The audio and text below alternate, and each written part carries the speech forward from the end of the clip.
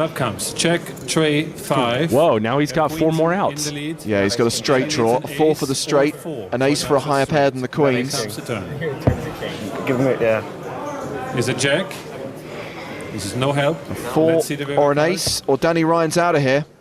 And it's He hits the ace. There's the ace. Carter has the expression that says, I've seen that before. Many, many times.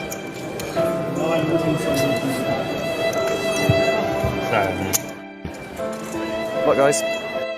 Still hurts.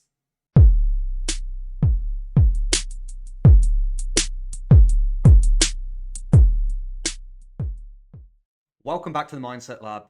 I'm Daniel Carter, former professional, and in my career I saw a couple of mistakes that really made the pain of losing that much worse. A great example was the overinvestment in the fantasy of winning, also known as emotional attachment.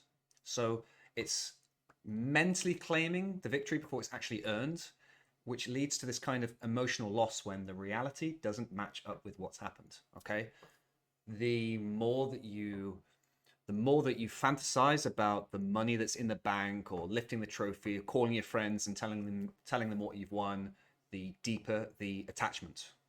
Another great example is emotional reactivity. So the way we actually frame the situation is going to have a consequence on the way that we see it, which will influence our emotions. So why does losing hurt so much in poker? Well, in the example in the start of the video, you saw me playing in an EPT, 12 people left, and first place was €1,000,000. I was probably already counting on that money, or imagining what it was like to win that money, which was going to create a stronger bond, a stronger emotional attachment to this outcome. So the stronger that bond, the more painful it is when it doesn't become real. So here are a couple of practical CBT-based solutions for helping you to detach from the pain of loss. So a couple of techniques for detachment. One is to cognitively reframe the situation. So an example could be, you get it in as a favorite for a load of chips, and you're telling yourself, I can't lose this one, or I deserve to win this. You can see how this is actually going to increase the potential pain when you lose.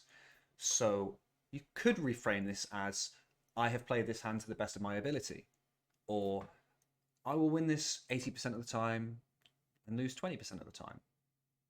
And another technique for detachment is stopping your thoughts. Okay, so if you ever catch yourself in a moment where you're thinking about lifting the trophy, or you're thinking about the money in the bank, then you just need to stop yourself in that moment and find something else to think about. Okay, and if you make it something that's the same every time, or something similar, then you're going to rewire yourself to stop yourself much quicker each time, and make this technique much more effective.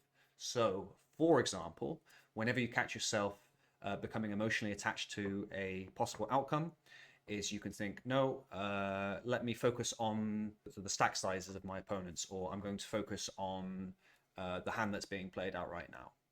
In general, great advice is to stay present, because when we're staying present and we're aware of our senses, we're aware of what's going on around us, we're not going to be caught up in this fantasy land that we're creating for ourselves. And this is what is creating so much anguish and so much pain later on. So yeah, becoming more present and reframing situations with mantras are great practical solutions to help you overcoming the pain of losing.